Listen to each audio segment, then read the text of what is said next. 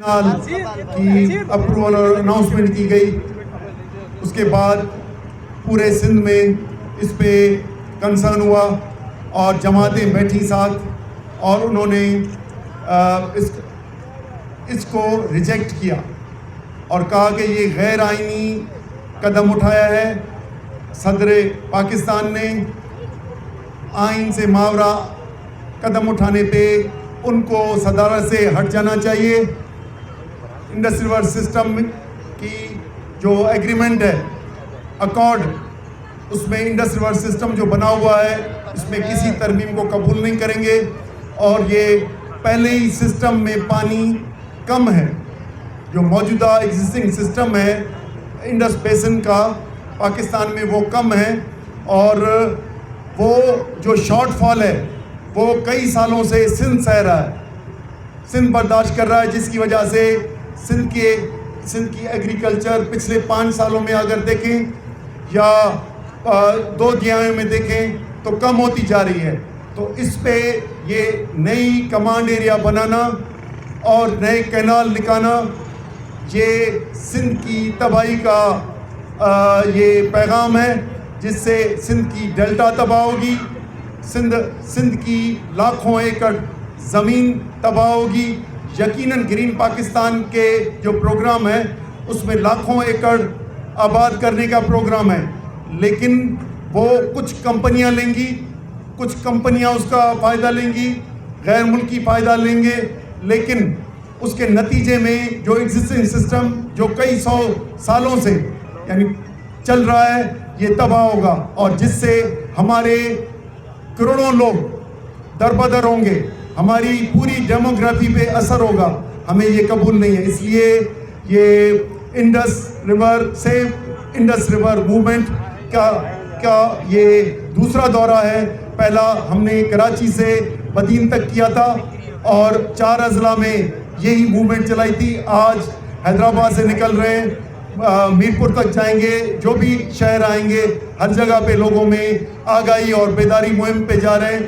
کل ہمارا عمرکوٹ تک ہے اور یہ سلسلہ انشاءاللہ پورے سندھ میں بھی جاری رہے گا اور جو بھی متفقہ فیصلہ ہوا اس پہ پررم احتجاج اور ایسی تحریک چلائیں گے کہ یہ جو غلط فیصلے جو اوپر اسلام آباد میں بیٹھ کے فیڈرل گورنمنٹ پروونشل گورنمنٹ نے کیے ہیں ان کو واپس لیا جائے، کیونکہ سندھ پاکستان کے فیڈریشن کا حصہ ہے اور یہ اپنی بھیک نہیں مانگ رہے، ہم اپنا حق مانگ رہے ہیں جو ہمیں آئین میں اور اکارڈز میں ملا ہوا ہے. اگر یہ نہیں حق ملے گا تو یقیناً انٹر پروونشل نفرتیں بڑھیں گی اور فیڈریشن کو نقصان ہونے کا اندیشہ ہے. اس لیے یہ اینٹی پاکستان اینٹی سندھ یہ گرین پاکستان انیشیٹو جو SIFC کا حصہ ہے یہ اس پہ نظر ثانی کی جائے اور گرین پاکستان انیشیٹو کو ختم کیا جائے.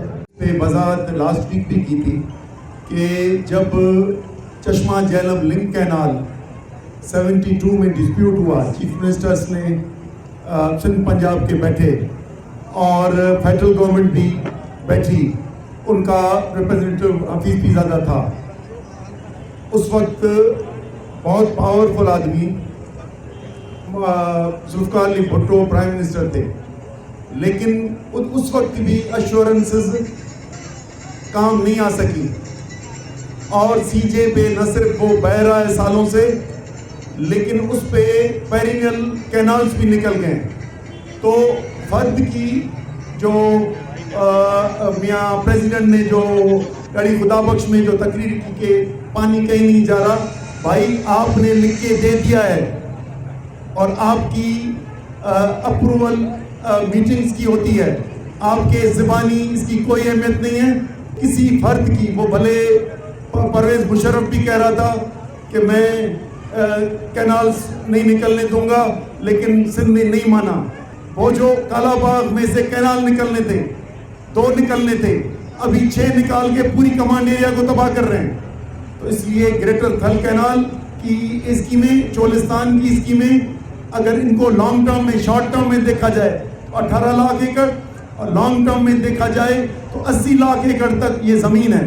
میرا خیال ہے کہ یہ دھوکہ دے رہا تھا عوام کو، لیکن اب یہ عوام دھوکے میں نہیں آئے گی. اور ہم آگاہی اور بیداری موومنٹ اسی لیے چلا رہے ہیں کہ یہ پاکستان پیپلز پارٹی کی حکومت نے جعلی الیکشنز کے ذریعے جو پاور میں حصہ لیا ہے, اس میں جو سودے کیے ہیں, اس میں زمینیں جا رہی ہیں, پانی جا رہا ہے, مائنز اینڈ منرلز جا رہے ہیں, سمندر کوسٹل بیلٹ جا رہا ہے. آگے آہستہ آہستہ ساری چیزیں آتی جائیں گی.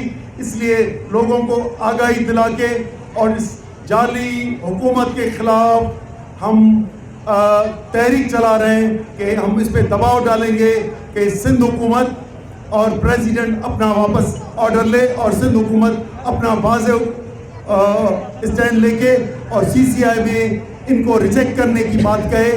باقی کوئی ہم بات نہیں مانیں گے.